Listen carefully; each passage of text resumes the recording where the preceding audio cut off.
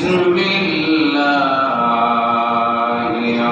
রহমানির রহিম الذين يكنزون الذهب والفضة ولا ينفقونها في سبيل الله فبشرهم بعذاب أليم রাসূল সাল্লাল্লাহু আলাইহি ওয়াসাল্লাম বলেন লা তাযুলু কদামা ইবনে আদম হাত্তা ইসআলু আন খামসিন, যে হাসরের ময়দানে মানুষ 5টা প্রশ্নের অ্যানসার না দেওয়া পর্যন্ত তার কদমকে নড়াইতে পারবে না। প্রথমে আন উমরিহি ফিমা আফনাহু, তার জীবনকে সে কোন কাজে ব্যয় করছে। 2 নম্বর প্রশ্ন হচ্ছে ওয়ান শাবাবিহি ফিমা আবলাহু, তার যৌবনকে কোন কাজে ব্যয় করছে। 3 এবং 4 দুইটি প্রশ্ন হবে অর্থনীতি নিয়ে। মিন আইনা ইকতাসাবা, সে সম্পদ কোন কোন খাত থেকে আয় করছে। অফিমা আনফাকাহু, এবং কোন কোন খাতে সে ব্যয় করছে।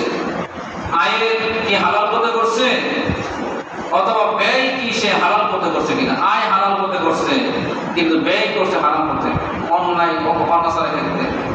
5 নম্বর হবে সে যে ইলম অর্জন করছে আন ইলমিহি ফিমা আমিলা বিমা আলিমা, সে যা জানে তা সে মানছে কিনা, কতটুকু আমল করছে। তো মানুষের জীবন প্রতিটি মুহূর্তে অর্থ দরকার, অর্থ ছাড়া মানুষের জীবন চলে না। আপনি ইসলামিক নিয়ম নীতি মেনে চলবেন, পর্দা প্রতিষ্ঠা করে চলবেন, ইসলামিক আইন কানুন মানবেন, এই জন্য আপনার অর্থনীতি দরকার। ইসলামের 5টা স্তম্ভের মধ্যে 2টা স্তম্ভই রাখা হয়েছে অর্থনীতির সাথে সম্পৃক্ত, যাকাত এবং হজ। এই 2টা কার সাথে সম্পৃক্ত? তাহলে ইসলাম চায় যে তার আল্লাহ তাআলা চান তার বান্দারা ধনী হোক, গরিব সবাই গরিব থাকুক, ইসলাম চায় না। আমাদের মধ্যে এক শ্রেণীর মানুষ মনে করি যে রাসূল তো কষ্ট করছেন, সুতরাং আমি গরিবই অবস্থায় আছি, এটা ইসলাম না। রাসূল সাল্লাল্লাহু আলাইহি ওয়াসাল্লাম তিনি সম্পত্তি পাওয়ার পরে সব দান করে দিয়ে তিনি গরিবী হালত তিনি বেছে নিয়েছিলেন। এই বেছে নেওয়া এক জিনিস, আর আপনি সম্পত্তি জমায় রেখে কৃপণতা করবেন আর নিজে চলবেন আপনি ফকিরের মতো, এটা ইসলাম না। বরং ইসলাম চায় আল্লাহ তাআলা আপনাকে যে নিয়ামত দান করছেন ওরকম পোশাক আশাক কাপড় চোপড়ের মধ্যে যেন ফুটে ওঠে যে আল্লাহ তাআলা তখন ওই নিয়ামতের শুকরিয়া আদায় করা হবে যে আল্লাহ আমাকে দিছে, আমি পড়তেছি, আমি খাইতেছি, এটা হলো শুকরিয়া। আর যদি না করেন এরকম পাওয়ার পরেও তাহলে কৃপণতা, যার নাই তার এক কথা। তাহলে যাকাত ধনীর উপরে ফরজ, হজ ধনীর উপরে ফরজ।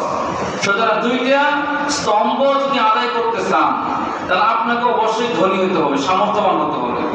ইসলাম এজন্য বেকার জীবনকে পছন্দ করে না, যে প্রতিটি মুহূর্তেই কাজ করবেন।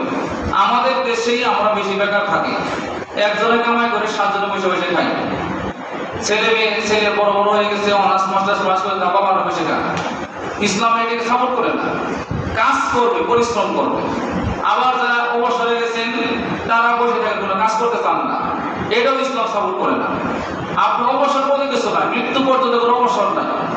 আপনি একটা চাকরি করছেন, একটা ডিউরেশন ছিল, তো চাকরি বাকি সময় আপনি কাজ করবেন না। একটা লোক কামলাতে মনে করে সকালে যা বিকালে আসে, তার সন্ধ্যা পরে এসে কাজ করে না, নিজের কাজ কোনো কিছু করে না সে। তা আপনি একটা 30 বছর চাকরি করছেন, একটা ডিউরেশন ছিল, এরপর আপনি অবসরে গেছেন, মানে কি আপনি কি জীবনে অবসরে গেছেন? ইসলামের পছন্দ করেন, আপনি কাজ করেন, আপনি আয় করেন, বসে থাকেন না। বসে থাকলেই আপনার ভিতরে শয়তান ঢুকবে, দুনিয়ার খালি কুমন্ত্রণা আসবে, অলস সময় কাটাবেন, আপনি পাপ কাজে লিপ্ত হয়ে যাবেন। চাবে কাজ করে যেভাবে পারেন। রাসূল বলছেন আল কাসিবু হাবিবুল্লাহ, যারা পরিশ্রম করে তারা আল্লাহর প্রিয় বন্ধু। বলেন সুবহানাল্লাহ। যতটুকু সামর্থ্য আপনি শক্তির মধ্যেই করবেন, চাপাচাপি দরকার নেই।